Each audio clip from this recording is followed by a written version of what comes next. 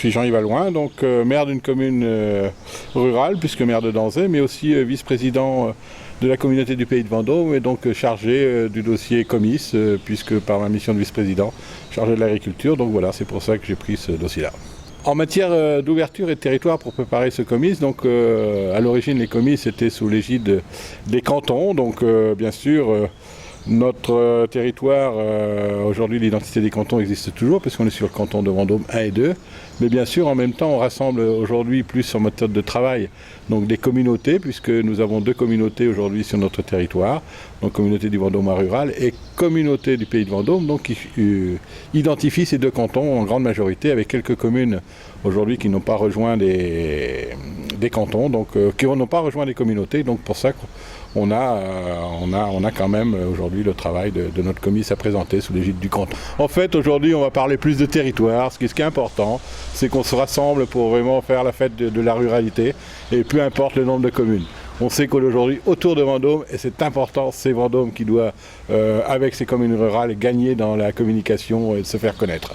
Alors aujourd'hui, sur un site comme le comice, donc l'objectif c'est de rassembler à la fois l'image de la production agricole d'un territoire, c'est aussi présenter des filières.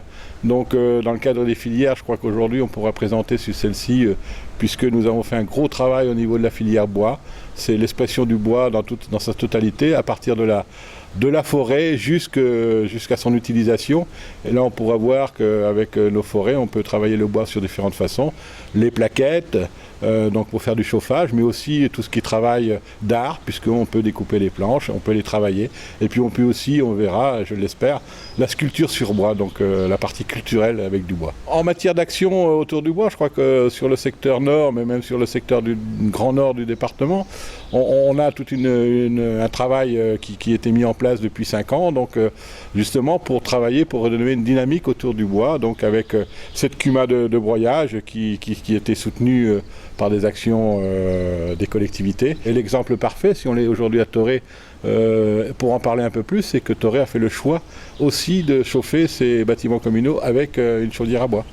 Aujourd'hui sur le terrain, donc ce qu'on va vous présenter dans le cadre du comice, c'est bien autour du bois, une scierie aussi qui sera mobile, qui sera sur place, menée par un chauffeur de scierie mobile, donc qui montrera comment à partir d'une grume on peut la découper sur place, au pied de la forêt ou au pied de chez soi, sans pour autant déplacer sa bille de bois. Alors, comme on dit dans le monde rural, ce qu'on aime bien aussi, c'est faire la fête.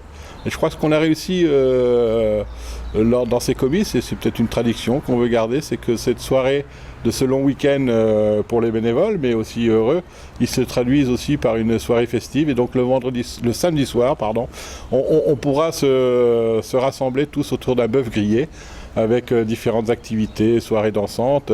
Donc Benoît Rousselet, je suis le coordinateur de la Société départementale d'agriculture, qui est une structure historique, associative, qui s'occupe des comices agricoles dans le Loir-et-Cher et autres manifestations de promotion des produits agricoles du territoire.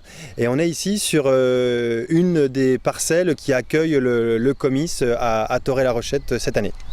Historiquement, la Société d'agriculture a pour vocation de récompenser les personnes au service de l'agriculture. Donc aujourd'hui, c'est une activité pérennisée par la mise à l'honneur des salariés agricoles. Donc d'un canton à l'autre, on a plus ou moins de personnes, étant donné le contexte de l'agriculture actuelle, mais on a toujours des salariés récompensés qui sont dans l'ombre plusieurs dizaines d'années de leur carrière, qui là sont mis à l'honneur par leur employeur et le maire de la commune qui les accueille. Donc cette année, sur l'idée de plusieurs éleveurs de chevaux percherons, on fait un petit pôle d'équitation de tout ce qui est traction animale contemporaine. Donc vraiment l'utilisation du cheval de trait de façon générale dans tous les usages modernes, que ce soit en débardage, en transport de personnes, en ramassage de déchets, etc. Et ça va se traduire par des démonstrations sur une carrière au milieu d'un pôle équitation sur le comice. Donc fidèle à un comice du Nord Loir-et-Cher, Nord-Loire et surtout Perche, on aura cette année beaucoup de bovins, notamment de bovins laitiers, avec une belle présentation de vaches de race Primolstein